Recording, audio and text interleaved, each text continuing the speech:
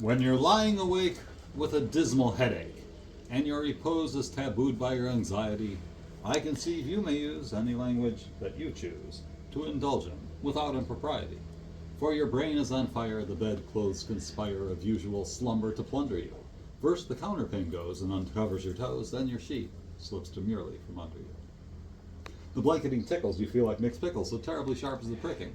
And you're hot and you're cross and you tumble and toss till there's nothing twixt you in the ticking. But the bedclothes all creep to the ground in a heap and they pick them all up in a tangle, and your pillow resigns and politely declines to remain at its usual angle. Well, you get some repose in the form of a doze with hot eyeballs and head ever aching, but you're slumbering, I was stuck there for a minute, but your slumbering teems with such horrible dreams that you better much very be waking. For you dream you are crossing the channel and tossing about in a steamer from Harwich, which is something between a large bathing machine and a very small second-class carriage. Well, you're giving a treat, penny ice and cold meat, to a party of friends and relations. They're a ravenous horde, and they all came on board at Sloane Square and South Kensington stations. But bound on that journey, you find your attorney who tells you...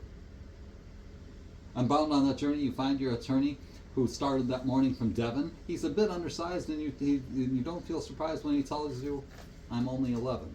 Well, you're driving like mad with that singular lad. By the by, the ship's now a four-wheeler, but he's playing around games and he calls you bad names till you tell him that ties pay the dealer. But this you can't stand, so you throw up your hand and you find you're as cold as an icicle, in your shirt and your socks, the black silk with gold clocks, crossing Salisbury Plain on a bicycle, and he and the crew are on bicycles too, and which they've somehow or other invested in. And he's telling the tars all the particulars of a company that he's interested in. It's a scheme of devices that gets for low prices all goods from cough mixtures to cables.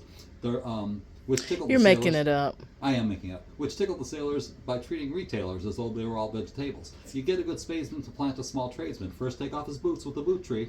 His legs will take root, his fingers will shoot, and they'll blossom and bud like a fruit tree. From the greengrocer tree you'll get grapes and green peas, cauliflower, pineapples, and cranberries. But your but the pastry cook plant, cherry brandy will grant, apple puffs and 3/4 and Banbury's. The shares are a penny, and ever so many you are taken by the Rothschilds and the Barings, and just as a few are allotted to you, you awake with a shudder, despairing, because you're a regular wreck, and there's a crick in your neck, and no wonder you snore, for your head's on the floor, and there's no needles and pins from your soles to your shin. Your flesh has a creep, and your left leg's a spleep, and your nose, and a cramp in your nose, a fluff in your lung, and a feverish tongue, and a thirst and sense, and general sense that you haven't been sleeping in clover. But the darkness is past, and its daylight is last, and the night has been long. Ditto, ditto, this song, and thank goodness they're both of them over. Thank goodness is right. Wow.